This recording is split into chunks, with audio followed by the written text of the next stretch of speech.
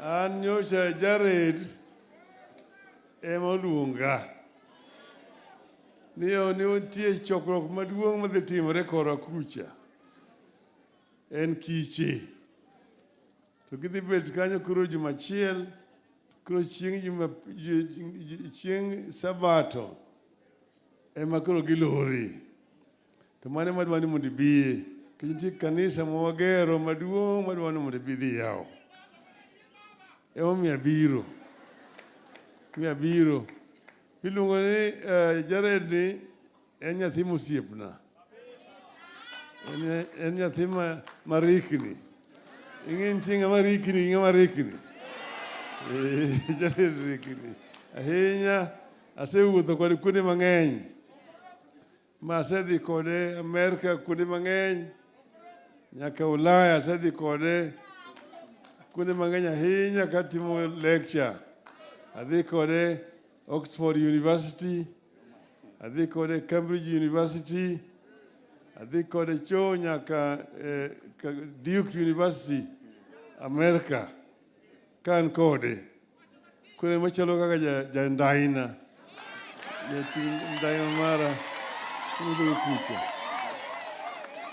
Omiyo nyakon abiro be mondo ayud thuolo aromo gi jonyando. Kata mosgi. Kamano.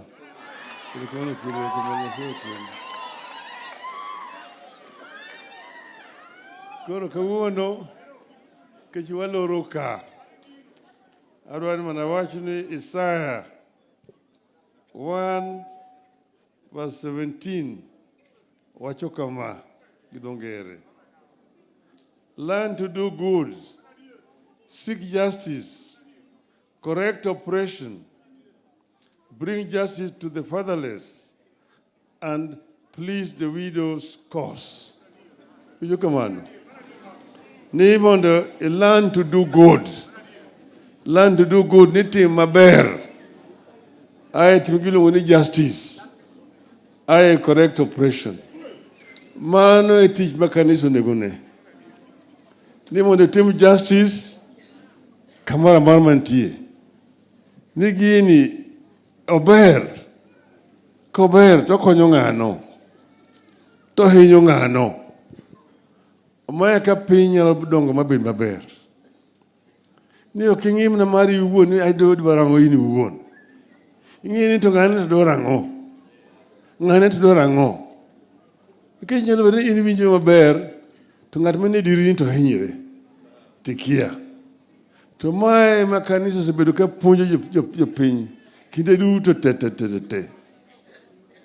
Niki gingimna mari maodi kendi. Kore momiyo an amora nyaka chopo kaka wuono romo gi jokristo. Kendo winjo weche mang'eny mosewach ka ni jokanisa.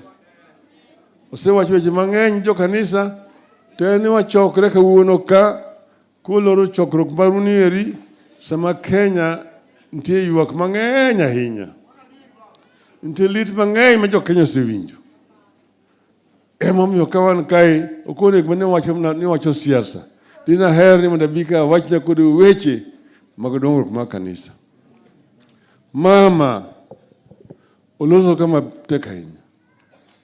Mama ni en mama masebedo kode kinde mang'eny. Wiye ler ahinya. Onyisi wuoth kaka giwuotho e kanisa ka. Kaka jaduong' noa kucha kokelo adwen ka. Chona dwen nong'e ni nemna ni loka cha kende. Nagwed dwen nodhi odonjo Gendia. Aeto dhi odonjo Kamagambo. Gi Kisikocha. Koro loka koni ne nitie Kopere, to mang'eny ne en Jokoporo. To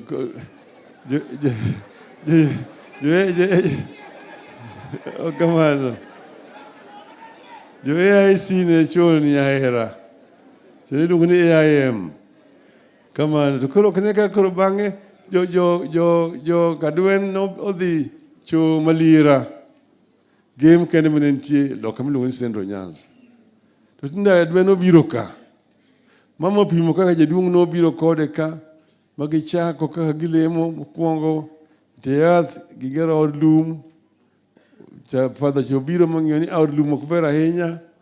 konyogi ma gikelo mabati, ma dhi kamano kamano. Mane development. Koro sani koro Jared ogolu kacha. Moteru koro machielo kabisa. Golo kanisa machalo na gine. Chalo na St. Peter's. Maroma. Ber ahinya. Ber koso rach? Ok ber? Ami mana mor ahinya mar biro riwora kodu kawuono ka mondo wayawnu kanisa. Mondo dhi nyime. Abiro biro chieng' machielo mondo alim kodu. Kata kamano, kama ochokre ni jo Kenya koro ywak. Gik motimore Kenya ka ok gin gik mane ji paro ni nyalo timore Kenya ka bang' katiba manyien mane wakelo. Niwagano ni gigi gin gik mane oseiki gi kanisa machon cha. To buogo ji.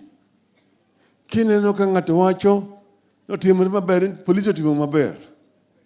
Adwani mondo yiena mondo awachi gi dhok ma jomoko dwa winjo. Uyie kamano? Yes. I've said that Kenyans have been through a struggle, a lengthy struggle to improve conditions of living in our country. We had fallen so low into a dictatorship. Kenyans were being arrested and detained without trial for a long time. Kenyans were being clobbered by police, being arrested, blindfolded, taken up to Nyayo House, dropped from the 23rd floor onto the streets to their death, and then they would say that you committed suicide.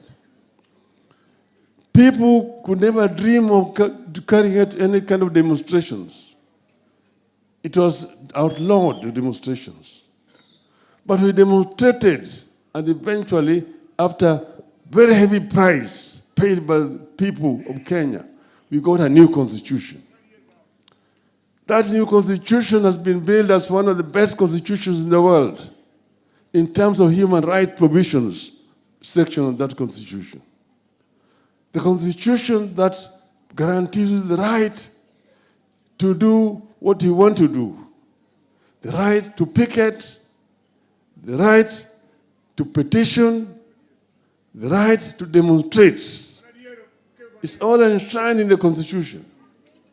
If there is something that you don't like, you have a right to demonstrate. People are demonstrating all over the world. They're demonstrating in France. They're demonstrating in Israel. They're demonstrating in Australia. They've been demonstrating in Senegal. Yet in Kenya, somebody proposed to criminalize demonstrations.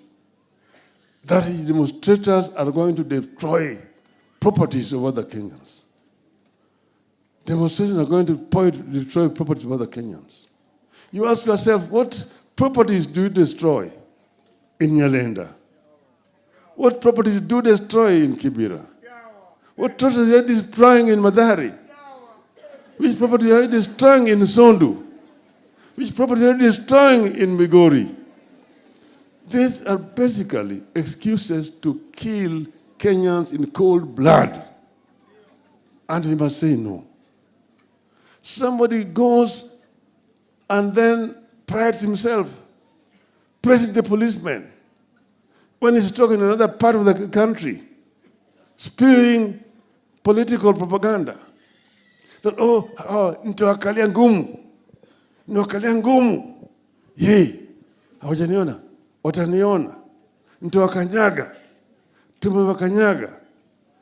Because you have killed innocent people, you're going to shout at the top of your voice in another part of the country and you're purporting to be a leader of a country. Every life must count. And then you're obsessed with saying, my next responsibility is to take Raila to Bondo. Raila knows how to get to Bondo.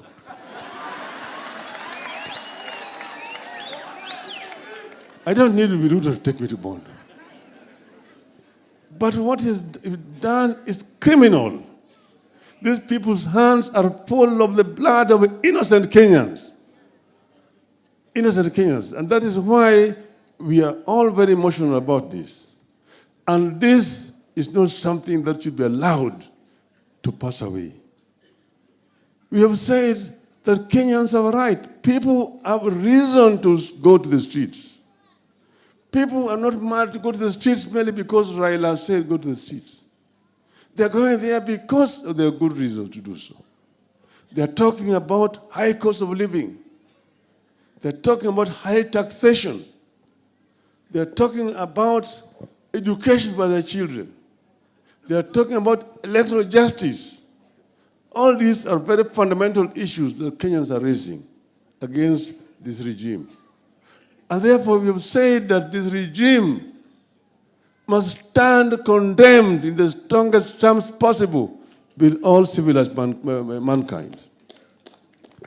We will not be cowed. And I've said that people don't have to come to the streets. There are many other different ways of protesting. We can ask the people to stay home and don't go out to the street to be shot by police. And next time, we are not going to ask people to go out and demonstrate. We'll tell them, kaa nyumbani. Kaeni nyumbani. And people will stay home. They will not go to work. Mr. Ruto does not own Kenya. It does not own Kenya. It does not own Kenya. And with Ruto, Kenya does not consist of only 2 tribes. Kenya consists of 46 tribes. Even those who did not vote for Kenya Kwanza are Kenyans and are tax-paying Kenyans. And they have a right to demand services from a government.